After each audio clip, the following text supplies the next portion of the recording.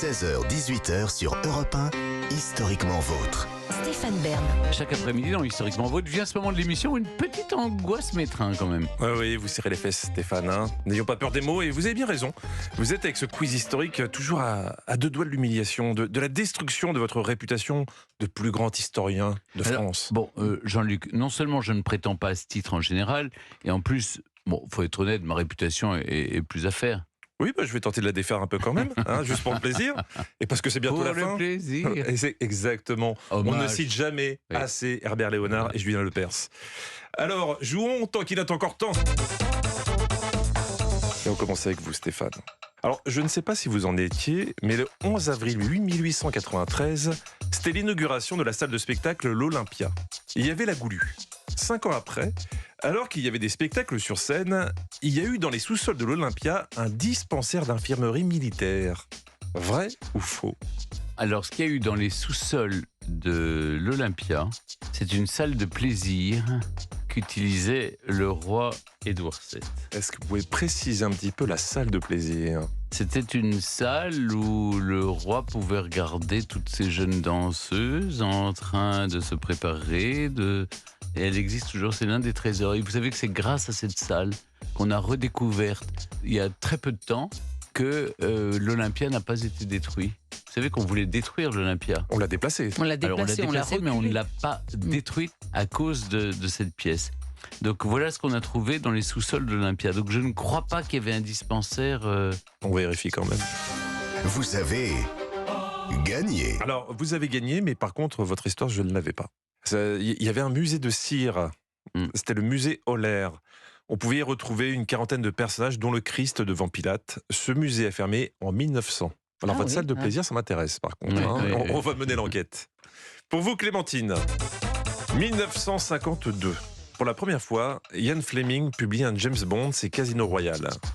On sait que les mots ont un sens, mais sachez que les chiffres aussi.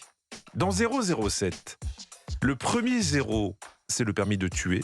Le deuxième 0 signifie que l'agent a déjà exercé ce droit.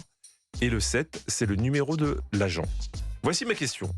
Dans un roman, mais pas dans un film, il y a eu un 000. Vrai ou faux ? Non. Je trouve que triple zéro pour un on dirait la note des de services Standard secrets, Fitch. ça l'affiche mal. Ouais. C'est quand Non, je réponds non à cette question. Bonjour, je suis triple 0. Ça te crédibilise énormément. Oui. Alors, vous dites Je dis non. pas de triple 0, on vérifie. Vous avez gagné. Non, il n'y avait pas de triple 0. Dans les histoires écrites par Ian Fleming, il est fait mention par contre de 007, 008, 006, 009 et 0011. Mais pas de 000. D'accord. Vous êtes à égalité. Stéphane, je sais que vous êtes un fervent lecteur de la Bible. Vous n'allez avoir aucune difficulté à répondre à cette question. Quand Noé envoie un oiseau depuis son arche pour voir si les eaux ont baissé, c'est une colombe qui revient avec un rameau d'olivier. Voici ma question, Stéphane. Une colombe, c'est un pigeon, mais un pigeon, c'est pas forcément une colombe. Vrai ou faux ? Moi, je crois qu'il y a la colombe fait partie de la famille des pigeons. C'est générique, les pigeons. Donc un pigeon n'est pas forcément une colombe. Voilà. Donc vous dites vrai ou faux ? Oui, c'est vrai. Vrai. On verra. Vous avez encore gagné. Il est un collab sur les pigeons. Non, mais... Le pigeon est un oiseau, il y a plusieurs races de pigeons. En fait, la colombe est un pigeon bisé blanc. Les tourterelles utilisées dans les tours de magiciens sont des tourterelles domestiques, par exemple. Voilà. C'était une bonne réponse. Va-t-elle égaliser ? Je l'espère, car nous arrivons presque à la dernière émission.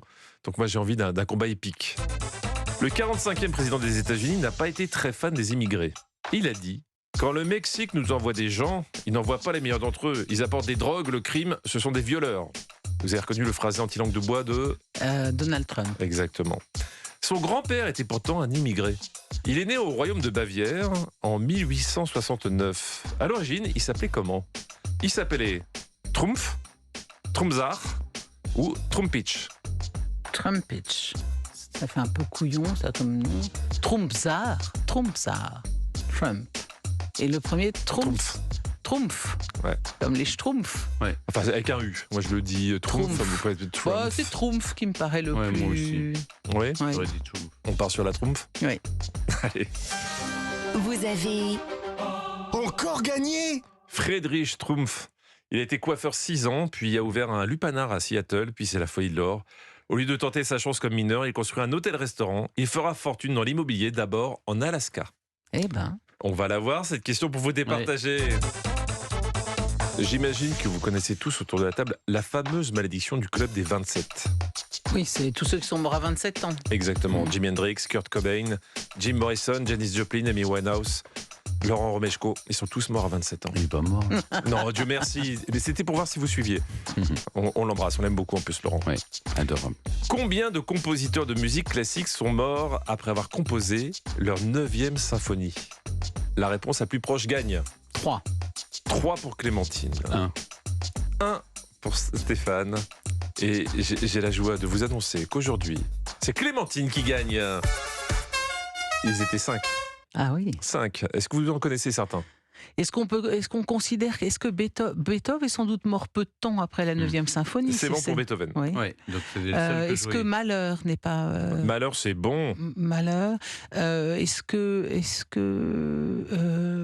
non, Schumann n'a pas... Non, Non, il n'y a pas Schumann. Alors, et Shostakovich non. non plus? Et il y avait Beethoven, Mahler, Schubert, Schubert. Dvorak et Anton Bruckner.